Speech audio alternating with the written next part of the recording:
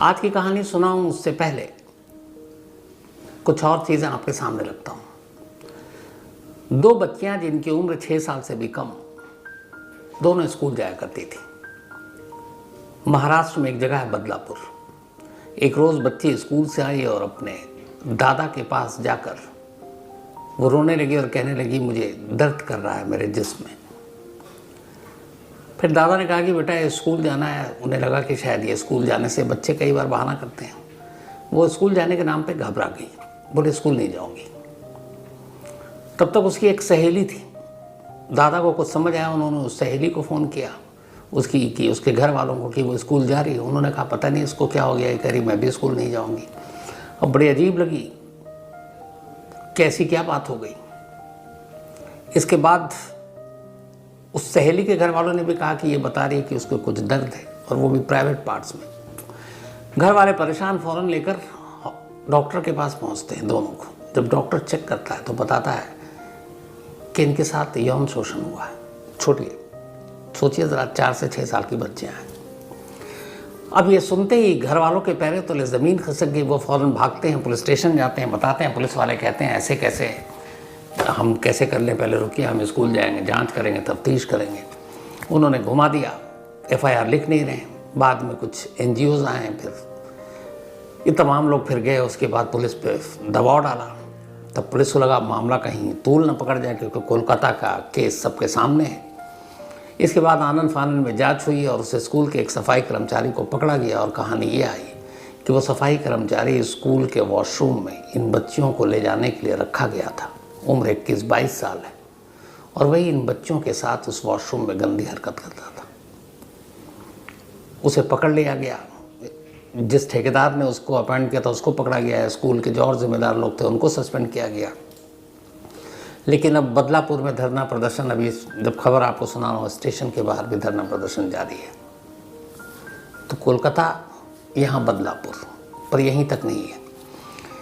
एक नाबालिग बच्ची दिल्ली से बैठती है और उसे जाना था पंजाब। ड्राइवर से पूछती है, कहता है कि एक काम करो, तुम यहाँ से देहरादून तक चलो, फिर देहरादून से तुमको दूसरी बस मिल जाएगी। उसके बाद वो देहरादून ले जाता है। रात को देहरादून के ISBT यानी कि उनके जो इंटरनल स्टेट या इंटर स्टेट बस डिपो है, तमाम मुसाफिर उतर जाते हैं। रात का सन्नाटा है। बस के ड्राइवर क्लीनर की नज़र और नीयत ख़राब होती है। वो उसी बस में उस बच्ची के साथ गैंगरेप करते हैं। फिर 1-2 लोग और आ जाते हैं। फिर उस बस की, चूँकि सरकारी बस थी, पैसे जमा करने थे। वो जाकर जब पैसे जमा करने जाता है कंडक्टर, तो कैशियर को बताता है कि ऐसे ऐसे एक बच्ची है बस में। कैशियर भी अपना काउंटर छोड़कर वहाँ जाता है और वो भी इस गैंगरेप में शामिल होता है। 5 लोग उस नाबालिग के साथ गैंगरेप करते हैं और फिर बाद में ये मामला खुलता है। 5 को गिरफ्तार किया जा चुका है। आगरा में एक नर्स को एक डॉक्टर उठाता है और उस नर्स के साथ ज़बरदस्ती करता है। बाद में जब वो विरोध करती है तो फिर वो उसे सड़क पर फेंक देता है। वो घायल हालत में अस्पताल पहुंचती है और रिपोर्ट लिखाती है। फिर उस डॉक्टर को गिरफ्तार किया जाता है। तो मुरादाबाद में एक डॉक्टर एक नर्स को बंधक बनाकर उसके साथ रेप की कोशिश करता है। तो ये सारी चीज़ें वो तब हैं जब पूरा देश सुलग रहा है और गुस्से में है उस कोलकाता के जूनियर डॉक्टर के साथ जो हैवानियत हुई। लेकिन देखिए आप दूसरा चेहरा, जगह अलग, खौफ किसी के दिल में नहीं है। ये तो 3-4 इंसिडेंट आपको बताया जो आ गए सामने। ना मालूम इतने कैसे इंसिडेंट होंगे जो आए नहीं। इसी के साथ अब कहानी पर आऊँ उससे पहले एक और, मैंने बहुत डिटेल में अजमेर 6 स्कैंडल की कहानी आपको सुनाई थी। उसमें भी कैसे स्कूल और कॉलेज की बच्चियां थीं जिन्हें ब्लैकमेल किया गया और सैकड़ों बच्चियों के साथ यौन शोषण हुआ। कई ने खुदकुशी कर ली। इतना वक्त बीता और अब 32 साल के बाद अदालत का फैसला है और सुप्रीम कोर्ट ने 6 लोगों को लाइफ इम्प्रिजमेंट, उम्र कैद की सज़ा सुनाई है 32 साल के बाद। ये भी एक कानून इंसाफ का हमारा चेहरा है। तो ये तो रही बाकी चीज़ें। अब आते हैं आज की कहानी के ऊपर। मैंने कहानी आपको डिटेल में सुनाई थी कि 8 और 9 अगस्त को जब ये वाक़या हुआ, तो 8 और 9 अगस्त को, बल्कि 8 अगस्त तक संजय रॉय कहाँ था। और याद कीजिए कि संजय राय सीबीआई के पास गया, उससे पहले 5 दिन तक कोलकाता पुलिस के पास था। तो इन 5 दिनों में कोलकाता पुलिस तो बैठी नहीं थी हाथ पे हाथ धरकर। इन 5 दिनों में उसने पूछताछ की थी और उस पूछताछ के दौरान उसने बहुत सारी चीज़ें बताई थी। अब वो चीज़ें जो उसने बयान दिया था वो सारा वो थोड़ा सामने आया। और इसके साथ ही वो जो बीच में मिसिंग टाइम थी, मैंने आपको कहानी सुनाई थी कि ये 5 तारीख को कोलकाता से दूर गया था खड़गपुर के पास, वो एक पुलिस वेलफेयर का फंक्शन था, 3 दिन वहीं रहा था और 8 अगस्त की सुबह वापस कोलकाता लौटा था। अब 8 अगस्त की लौटने के बाद उस दिन मैंने आपको बताया था कि रात 11 बजे और फिर 3 बजे आरजे कार हॉस्पिटल गया था। लेकिन अब इसने पूरे दिन का जो है, इसके दिन का रूटीन क्या था वो भी पुलिस को बताया। ये कुल 4 बार उस दिन आरजे कार हॉस्पिटल गया था और तब तक सब कुछ नॉर्मल था। 2 बार दिन में गया, 2 बार रात में। लेकिन जब शाम हुई और जब रात ढलने लगी तो फिर इसने शराब पी और इसने शराब पी अपने एक और साथी के साथ। वो भी एक पेशेंट था जिसका मैंने आपको बताया था, उसके साथ तीमारदार के तौर पर। लेकिन ये तीमारदार भी एक सिविक वॉलंटियर था कोलकाता पुलिस के लिए और ये जो कोलकाता पुलिस की एक 4th बटालियन है उसके लिए काम कर रहा था। जैसे अपना ये रॉय जो है ये आरजे कार हॉस्पिटल की चौकी पे ड्यूटी कर रहा था, तो वो 4th बटालियन के लिए कर रहा था संजय रॉय। तो ये दोनों शराब पीते हैं। शराब पीने के बाद रात होती है और रात होने के बाद अब ये दोनों कहते हैं कि चलो, इन दोनों की हवस जागती है और फिर दोनों वहाँ से निकलते हैं। और उसके बाद पहले ये जाते हैं, वहाँ का एक रेड लाइट एरिया है सोनागाछी। ये सोनागाछी रेड लाइट एरिया में जाते हैं।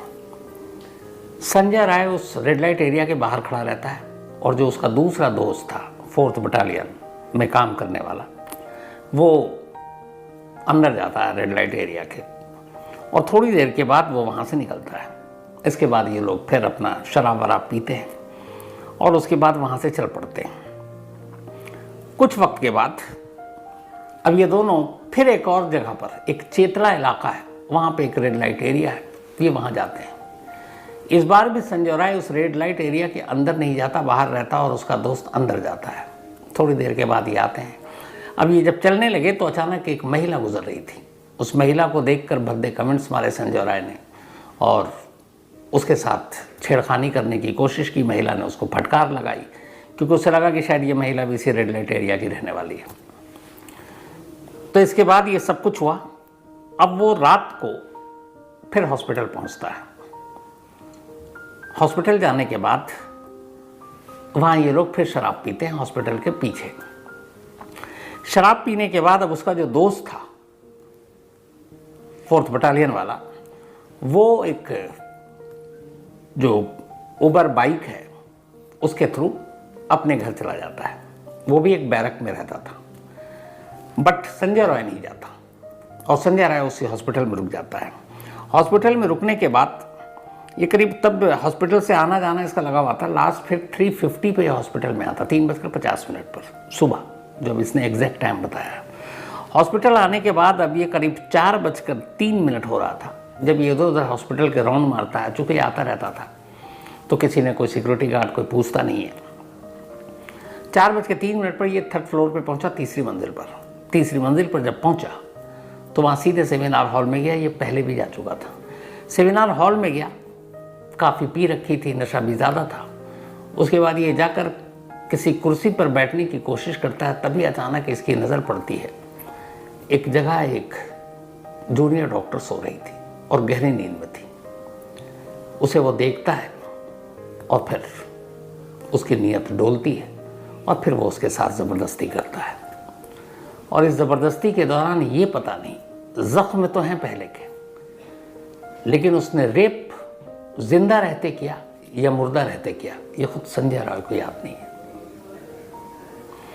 ये सब करने के बाद अब वो, जब उसे लगा कि अब उसका नशा उतरा, तो उसी फ्लोर पे सेमिनार हॉल के एक गद्दा था।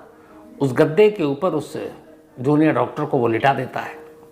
उसके पास में एक वायरिंग तार वार पड़ा हुआ बिजली का, और उसका एक हाथ जो शायद टूट चुका था, उस हाथ को वो उसके चेहरे पर ले जाकर ऐसे मोड़ कर रख देता है, ऐसे जैसे अमूमन लोग जब सो रहे होते हैं नींद में तो कई बार लोग अपनी आंखों को ऊपर हाथ रख कर सोते हैं ताकि कोई रोशनी न पड़े आंखों में और डिस्टर्ब ना हो। तो वो उसी तरीके से हाथ रखता है और फिर ऐसा लगे कि किसी दूर से देखने वाले को कि ये सो रही है। और वहाँ पे लाइट कम थी सेमिनार हॉल के उस कॉर्नर पे, और वो वहाँ से फिर सीधे निकलता है और अपने बैरक में चला जाता है। इधर 6 बजे के आसपास एक जूनियर डॉक्टर या एक स्टाफ उसी सेमिनार हॉल में आता है और वो इधर, चूँकि सब आराम करने के लिए वहीं आते थे, उसका अचानक वो देखता है वहाँ पे जहाँ पे वो जूनियर डॉक्टर लेटी हुई थी उसके बराबर में एक स्टूल था, मेज बेंच टाइप। उस बेंच की आड़ से उसको नज़र आता है कि कोई लेटा हुआ है। तो वो देखता है एक हाथ माथे पर है। उसे लगा ये सोने की मुद्रा है, नींद में कई लोग ऐसे सोते हैं, तो उसे लगा कोई सो रहा है और वो निकल जाता है। उसे ये पता ही नहीं चलता है कि वहाँ पे लाश पड़ी है। फिर जब दूसरा आता है और तब देखता है ध्यान से, तब उसे पता चलता है कि यहाँ पे तो ब्लड है, बिजली का तार है, कहीं करंट न लग जाए, ये कैसे कौन सो रहा है। और तब जब ध्यान से करीब गया तो पता चला लाश है। तब 6 बजे के आसपास इस लाश की पहली बार जानकारी मिलती है। अब संजय राय कोलकाता पुलिस के कब्जे में रहा, उसके बाद अब सीबीआई के कब्जे में है। सीबीआई अब उससे पूछताछ कर रही है। लेकिन इस बीच कल मैंने आपको पूरी टाइमलाइन सुनाई थी, कैसे कितने बजे प्रिंसिपल को फ़ोन किया, प्रिंसिपल कितने बजे आया, उसके बाद क्या क्या हुआ। आज सुप्रीम कोर्ट में इस केस को सुप्रीम कोर्ट ने खुद सुमोटो लिया, मतलब अपने आप संज्ञान लिया और इस पर सुनवाई की। और बाकायदा सुप्रीम कोर्ट की ये पूरी कार्रवाई लाइव दिखाई गई हर न्यूज़ चैनल पर, सोशल मीडिया पर, यूट्यूब पर। और इस लाइव के दौरान जो कोलकाता सरकार की तरफ से वकील हैं वो कपिल सिब्बल थे, जाने माने पुराने एमपी लॉयर। तो अब बहस हुई, बहुत सारे लोगों ने लाइव देखा होगा। बट इस पूरे लाइव के दौरान बड़ी इंटरेस्टिंग चीज़ें और फैक्ट सामने आए जो अब तक सामने नहीं आए थे। सीजेआई यानी कि chief justice of India Chandrachud Singh जो बैठे हुए थे, उन्होंने कुछ सवाल किए पूरी चीज़ें बताने के बाद। उसमें पहला सवाल ये था, बहुत सारे सवालों में, लेकिन जो हमारे काम किए और आपके काम किए, कि ये बताइए कि पोस्टमार्टम कब हुआ था जूनियर डॉक्टर का। तो रिकॉर्ड में सुप्रीम कोर्ट में ये बताया गया कि ये पोस्टमार्टम 1:45 से 4 PM के दरमियान हुआ, मतलब 2 बजे से आप 4 बजे के दरमियान मान लीजिए कि 2 बजे से 4 बजे के दरमियान ये पोस्टमार्टम हुआ। उसके बाद कहा कि अच्छा ठीक है, पर यह भी है कि शायद 6 बजे तक बाकी चीज़ें हुई। लेकिन उन्होंने जो कहा कि 2 से 4 के दरमियान, 2:45 से 4 के दरमियान, जबकि तुषार मेहता साहब ने कहा कि नहीं 6 बजे हुआ था। लेकिन खैर इसमें बहस नहीं करेंगे हम, 2:45 से 4 या 2:45 से अब 6 के दरमियान मान लीजिए। अब जज साहब ने पूछा कि ठीक है चलिए 4 बजे तक बॉडी पोस्टमार्टम हो गया, बॉडी हैंडओवर कब किया गया फैमिली को, ये सब रिकॉर्ड पर है सुप्रीम कोर्ट में। तो कपिल सिब्बल साहब ने बताया, जो कोलकाता सरकार और उनके पुलिस के आप मान लीजिए को रिप्रेजेंट कर रहे थे, कि फैमिली को बॉडी रात 8:30 बजे हैंडओवर किया गया। मतलब जूनियर डॉक्टर के माँ बाप को जूनियर डॉक्टर की लाश रात 8:30 बजे सौंपी गई, सेम डे 9 अगस्त को, जिस दिन मॉर्निंग में 6 बजे लाश मिली थी। मतलब लाश मिलने के करीब 14.5 घंटे के बाद बॉडी सौंप दी गई। सुबह 6 बजे मिली, उसके बाद पोस्टमार्टम दोपहर 2:45 बजे से शुरू हुआ, वीडियोग्राफी हुई, सारी चीज़ें हुई और फिर 8:30 बजे लाश सौंप दी गई। लाश सौंपे जाने के बाद अब जज साहब ने सबसे इम्पोर्टेंट सवाल पूछा, वो ये बताइए FIR कब दर्ज हुई थी। तो कपिल सिब्बल ने जवाब दिया कि FIR उसी दिन, उसी बल्कि रात 11:45 पर FIR दर्ज हुई, 11:15 बजे रात को। यानी जब पहली बार लाश देखी गई सुबह 6 बजे, 6 से 6 हो गए आपके 12 घंटे, और 12 और मान लीजिए तो 12 और 6 18, 18 घंटे के बाद FIR दर्ज हुई। इसको भी हटा दीजिए। कभी पता नहीं आप में से किसी ने सुना है कि नहीं सुना, मतलब मेरे लिए अपने ही में आप में ही ये शायद पहला केस है, इतने लंबे वक्त से क्राइम रिपोर्टिंग कर रहा हूँ। क्यों कोई मर्डर होता है, कोई कत्ल होता है, कोई रेप होता है, उसके बाद पोस्टमार्टम पहले होता है, एफआईआर बाद में दर्ज होती है। दूसरी कोई मिसाल अभी तक तो मेरे सामने है नहीं। मतलब यहाँ लाश मिले हुए और पोस्टमार्टम हुए हुए भी, पोस्टमार्टम भी अगर हो गया मान लीजिए कि 6 बजे के आसपास, 8:30 बजे घर वालों को लाश सौंप दी गई, 8:30 बजे घर वाले डेड बॉडी लेकर चले गए और उसके बाद रात 11:15 बजे जूनियर डॉक्टर के फादर और उस हॉस्पिटल के एक वाइस प्रिंसिपल, इनकी मौजूदगी में पुलिस एक एफआईआर लिखती है। रात 11:15 बजे पोस्टमार्टम होने के लगभग 6 घंटे के बाद। दूसरी कोई मिसाल नहीं है।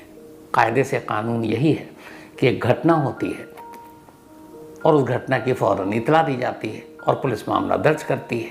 अब यहाँ पर सुप्रीम कोर्ट के सीजेआई यानी चीफ जस्टिस ने यह भी कहा कि लाश हॉस्पिटल में मिली, कत्ल हॉस्पिटल में ही हुआ होगा, माँ बाप तो मौके पर थे नहीं, माँ बाप अपने घर पे थे, तो उस हॉस्पिटल की जिम्मेदारी थी कि पुलिस को इन्फॉर्म करे और पुलिस को एफआईआर लिखाए। फर्स्ट इन्फॉर्मेशन वही देंगे क्योंकि उनके कैंपस में हुआ और उन्होंने सबसे पहले देखा।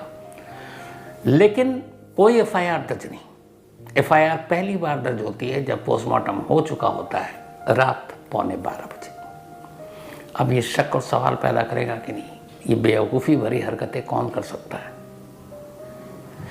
कि पोस्टमार्टम हो गया और उसके बाद एफआईआर दर्ज हो गई। दलील ये दी जा रही है सफाई के लिए, हमने सुबह एक अननेचुरल डेथ का मामला तो दर्ज कर लिया था, अस्वाभाविक मौत का। अरे जब आपको पता है सब कुछ हो गया, यहाँ तक कि पोस्टमार्टम हो गया, जब पोस्टमार्टम होती है तो जो शुरुआती रिपोर्ट होती है वो बेशक बाद में कई घंटे आए, लेकिन जब जो डॉक्टर पोस्टमार्टम कर रहा होता है वो उसी वक्त बता देता है कि ये मामला क्या है। तो वही हॉस्पिटल था, उसी हॉस्पिटल में पोस्टमार्टम हो रहा है, वहीं डॉक्टर कर रहे हैं, इधर पोस्टमार्टम, उधर वो इन्फॉर्मेशन देता है कि भैया गला घोट कर मारा गया। तो भी 6 बजे के आसपास पोस्टमार्टम निपट चुका है, 6:30 बजे भी एफआईआर हो सकती थी, लेकिन एफआईआर होती है रात 11:15 बजे दर्ज। अब आप बताइए कि कोलकाता पुलिस से लोगों की नाराज़गी गलत तो है नहीं? तो ये अपने आप में एक अजीब चीज़ है। शायद मुझे नहीं मालूम है, जैसा मैंने फिर कहा कि दुनिया में कोई इसके अलावा ऐसा कोई मामला कम से कम अपने करियर में मैंने नहीं देखा कि पोस्टमार्टम होने के बाद एफआईआर दर्ज होती है। अब ये तो रही पूरी कहानी। 22 तारीख को सुप्रीम कोर्ट ने कहा है कि सीबीआई अपनी स्टेटस रिपोर्ट, अब तक उन्होंने क्या किया, क्योंकि 13 अगस्त को कोलकाता हाईकोर्ट ने ये केस सीबीआई को सौंप दिया था। आज है 20 अगस्त, 7 दिन पूरे हो गए हैं, परसों 9 दिन पूरे हो जाएंगे। तो परसों सीबीआई को स्टेटस रिपोर्ट सुप्रीम कोर्ट में देना है कि इस केस में अब तक की जांच कहां पहुंची और क्या हुआ, इस मामले में है क्या। अब अगर आप लोग मुझसे पूछें, कई लोगों ने मेल किया है और मुझसे पूछा है कि आपकी नज़र में ये केस क्या है। एक क्राइम रिपोर्टर को जब तक फैसला नहीं आ जाता कहना नहीं चाहिए अपनी राय, लेकिन हाँ